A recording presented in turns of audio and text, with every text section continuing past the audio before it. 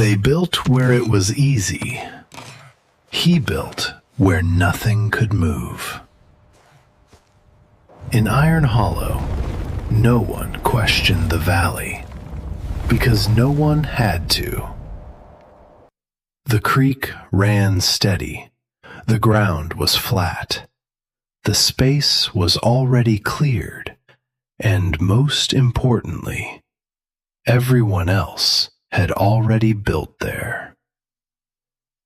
Cabins stood shoulder to shoulder along the frozen water, close enough to see each other's fires, close enough to hear doors open at night. Not by design, by repetition, because patterns feel safe until they are tested. So when Rowan Hale arrived that spring, he didn't look wrong at first. He didn't argue, didn't interrupt, didn't tell anyone they were building in the wrong place. He just didn't build where they did. At first, people ignored it, because ignoring something is easier than questioning it. He spent his days walking the ridges, not mining, not trading, not talking, watching. Snow lines, slope angles, how long shadows stayed on one side of the valley. Things that didn't matter until they did. By midsummer, he chose his place, not by the creek, not near the others, halfway up the western ridge, where the ground tilted sharply upward, where the wind hit harder, where nothing had been built, because nothing had ever needed to. The first time they saw him digging, they assumed he was clearing space. The second time, they realized he wasn't clearing anything. He was cutting into the hillside itself, deep, measured, not widening more than necessary, not rushing the shape. He wasn't building beside the mountain. He was building inside it. That was when the laughter started. "He's digging his own grave before winter," someone said. "Won't need a roof if the mountain buries him first." The kind of laughter that spreads quickly, because it requires no thought, because the outcome feels obvious. Rowan didn't answer, because explanations don't change certainty. Only outcomes do. So he kept working, each day removing soil, stone, shaping the space inward instead of outward. The back wall came first, not wood, stone, heavy blocks fitted together, not forcing the mountain away, following it. 3 walls extended outward. The 4th remained the mountain itself. The roof didn't rise high like the others in the valley. It sloped backward, partially buried under packed earth. It didn't look like a cabin. It looked like something missing. A cut, sealed over. That was when people started climbing up to see it. Not to understand, to confirm. Martin Cole was one of them. He didn't laugh. He watched, walked the edge of the structure, studied the stone, the roof, the way it sat inside the hill instead of on top of it. "You're putting half your house underground," he said. Rowan nodded. "It'll hold," Martin admitted, then paused. "But why build like this?" Rowan looked toward the valley, at the line of cabins beside the creek, then back at the slope above them. "Because the valley moves more than the mountain." Martin frowned. "That doesn't make sense." Rowan didn't explain further, because it didn't need to make sense yet. It only needed to be true. By early autumn, the structure was finished. Inside, it felt different. The air held steady. The wind didn't reach it. The stone absorbed heat, released it slowly. Nothing rushed. Nothing escaped quickly. Outside, the town had already named it the Burrow. Not as a compliment, as a conclusion. A mistake. Finished. Rowan didn't correct them, because names don't change outcomes. They just delay them. And by the time the first snow came, the difference between where they built and where he did had already been decided. They just didn't know it yet. They thought the mountain was the danger. That was the mistake. Because the mountain doesn't move. Not the way they imagined. It doesn't fall without reason. It waits. Snow began as it always did. Light, scattered, almost nothing at first. The kind that disappears under boots. The kind no one counts. But Rowan counted it. Not in inches, in layers. Each snowfall didn't replace the last. It settled on top of it, compressed it, changed it. What was soft became dense. What was loose became structure. And structure can fail. That was what no one else measured.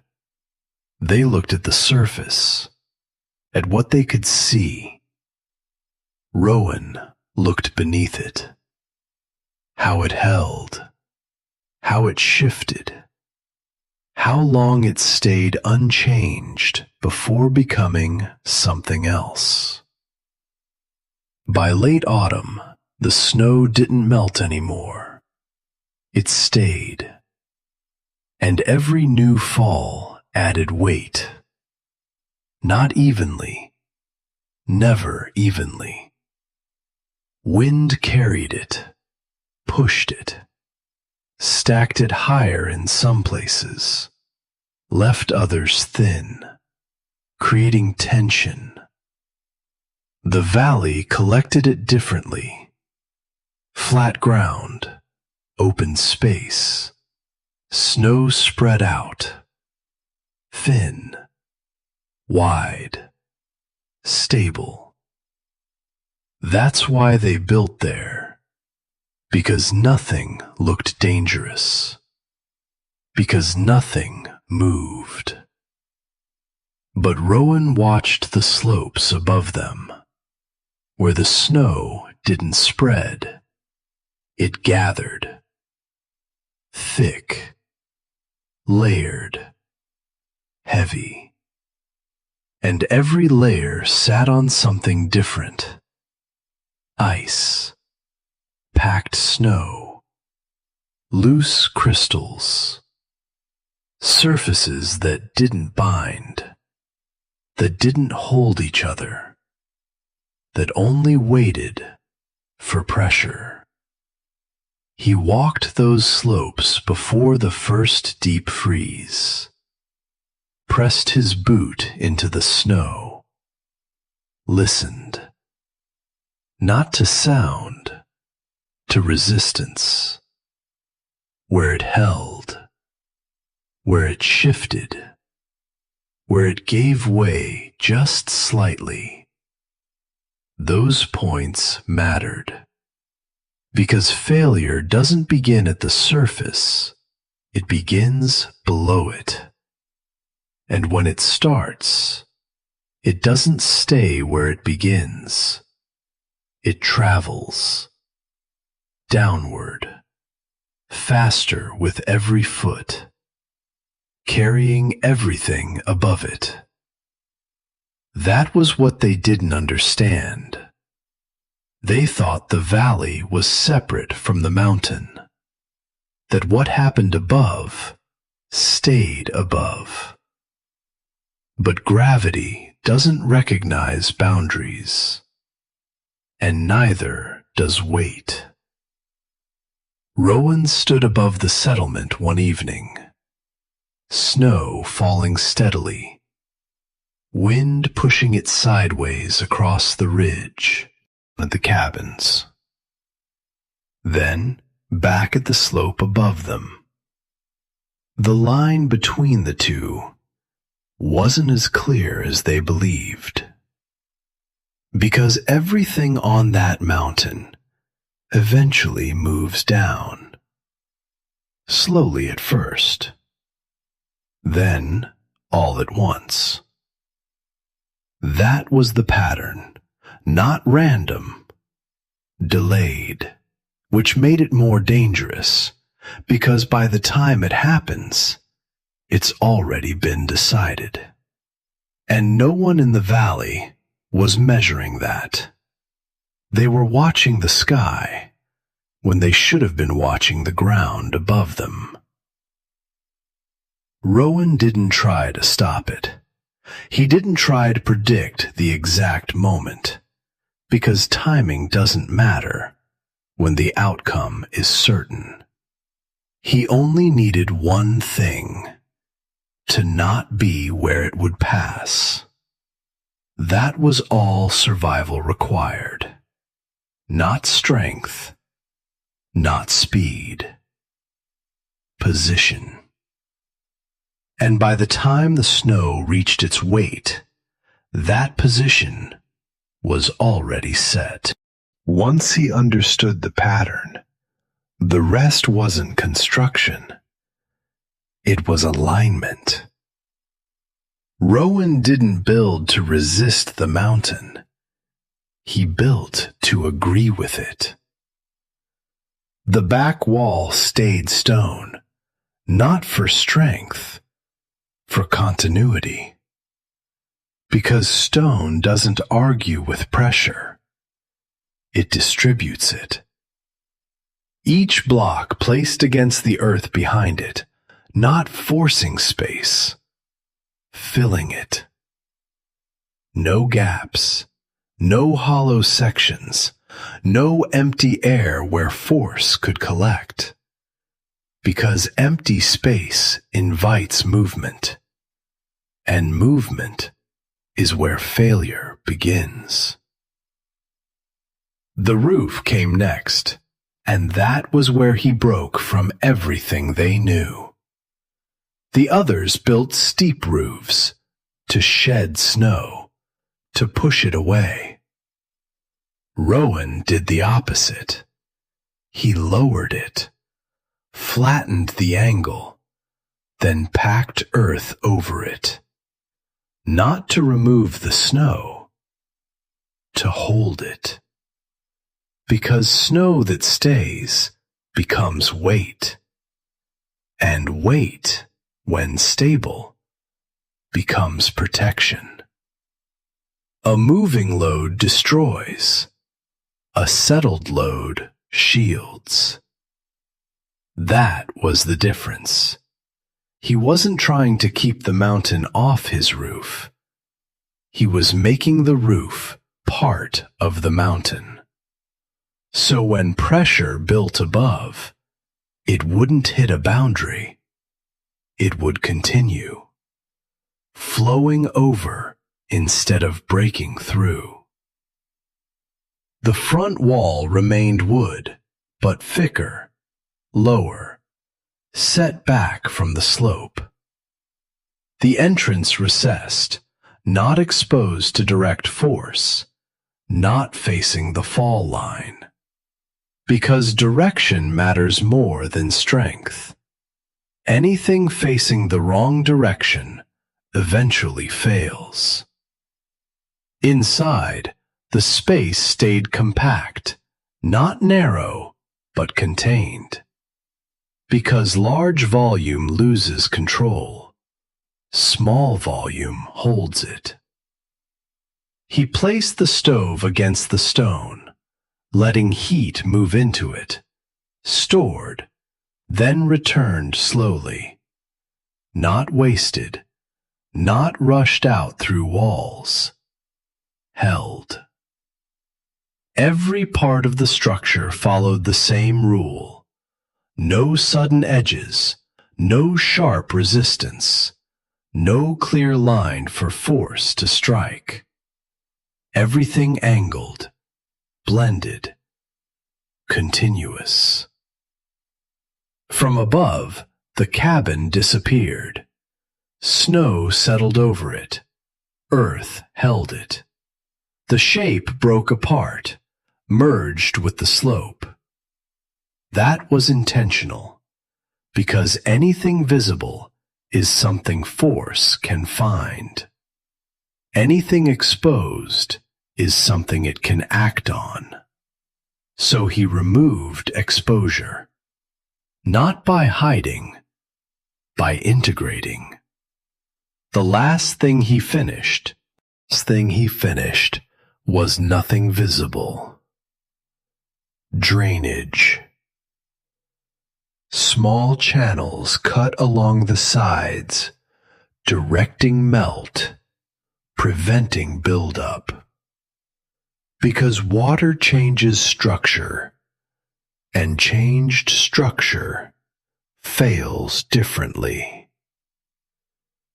He didn't leave that to chance. By late autumn, the cabin didn't look stronger than the others. It looked smaller, lower, less. They walked past it again, shook their heads.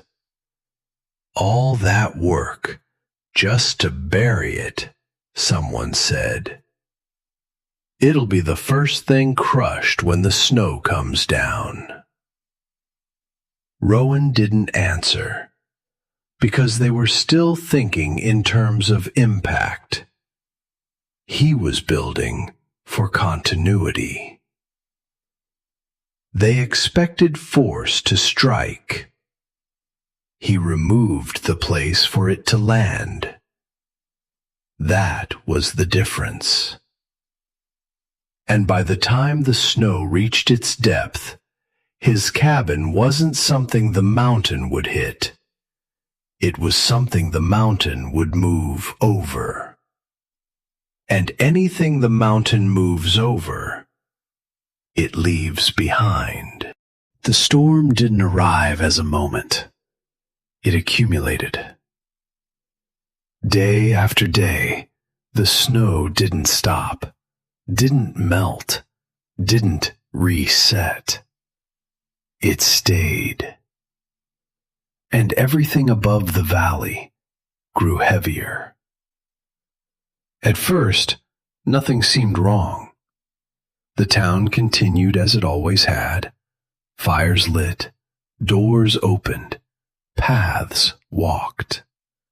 Because danger doesn't begin with noise. It begins with silence.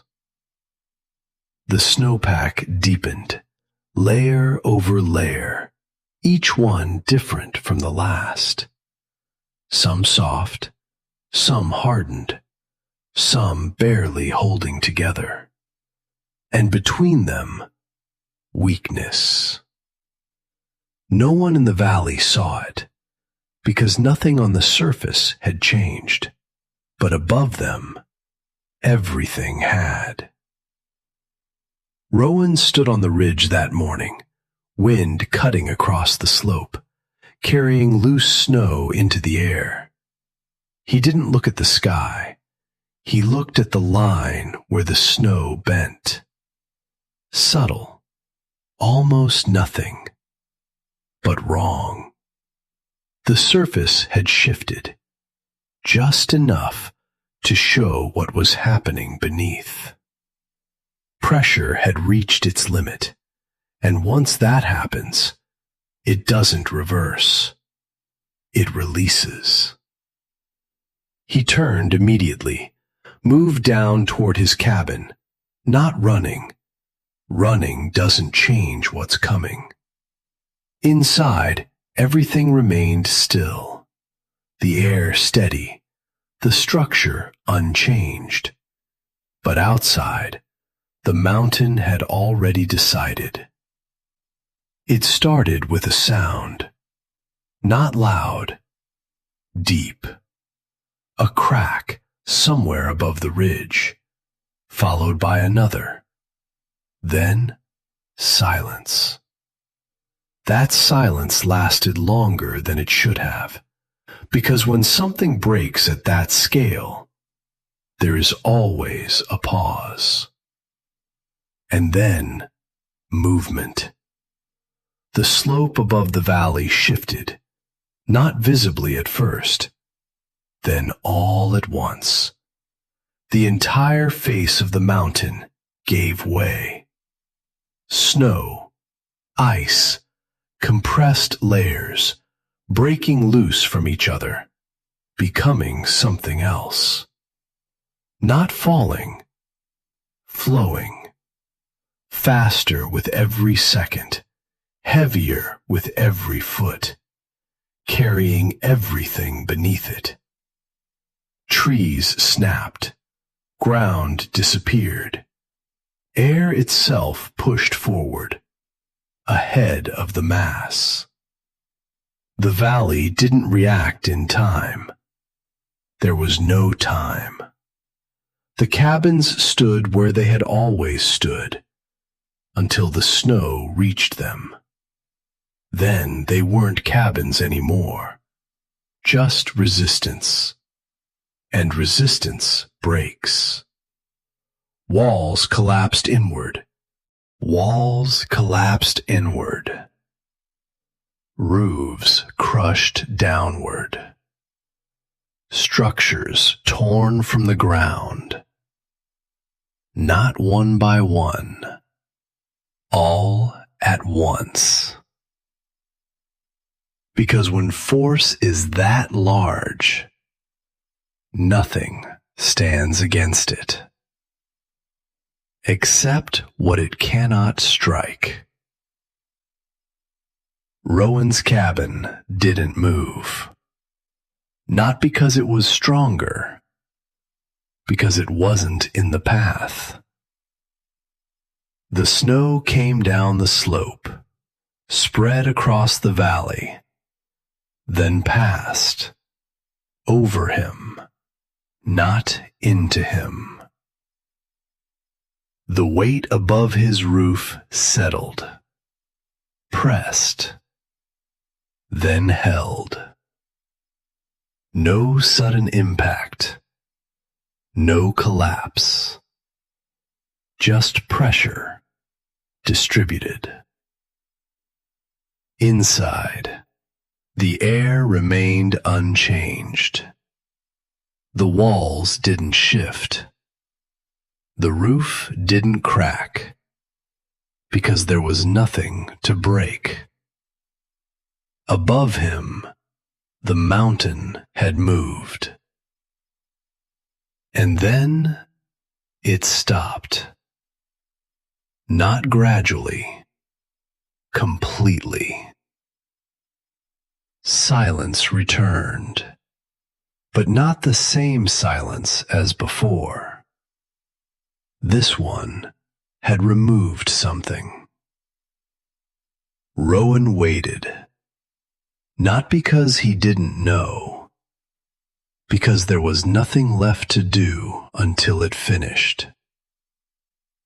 When he stepped outside, the valley was gone. Not empty, buried. Where cabins had stood, there was no sign of them. No walls, no roofs, no paths. Just a new surface, unbroken, unmarked, as if nothing had ever been there. Except one place, halfway up the ridge, where nothing had moved. When the mountain stopped, it didn't give anything back. There was no clearing, no revealing, no sign of what had been taken. Only a new surface, smooth, unbroken, final. Rowan stood at the edge of it, not searching, because there was nothing to find. The valley hadn't been damaged. It had been erased. The creek was gone. The paths were gone. The pattern that had once felt safe, gone with it. He walked a few steps forward, then stopped, because movement there no longer meant anything. There was nowhere to go, and nothing left to reach. The silence held longer than before, not empty, heavy, because when everything is removed at once, there is no transition, only result. It took time before others appeared, small figures along the ridge, not from the valley, from above it. They didn't speak at first, just stood where the slope met what had been the town, looking down, trying to understand what they were seeing, or what they weren't. One of them stepped forward, carefully, as if the ground itself might move again. "It didn't reach here," he said quietly. Rowan didn't answer, because it hadn't been about distance. It had been about path. Another man turned toward the ridge, toward the place where the cabin still stood, half hidden, blended into the slope, not standing above anything, just remaining. "You knew," he said, not accusing, not questioning, stating. Rowan shook his head once. "I didn't know when." He looked back across the buried valley, but I knew where. That was the difference. They stayed there a long time, not speaking much, because explanation comes after understanding, and understanding comes after loss. Spring would come later, the snow would recede, and what remained would be measured again. New paths, new placements, new decisions. But they wouldn't build the same way, not after seeing this, because strength hadn't failed them. Choice had. They had built where it was easy, where everything already worked, and assumed it would continue. But the mountain doesn't measure ease. It measures pressure, weight, time. And when those align, everything moves, except what isn't in the way. That was all Rowan had done. Not built stronger, not built bigger, just chosen a place where failure couldn't reach. Because you don't survive by building better. You survive by building where collapse never passes. And once you understand that, everything else becomes obvious.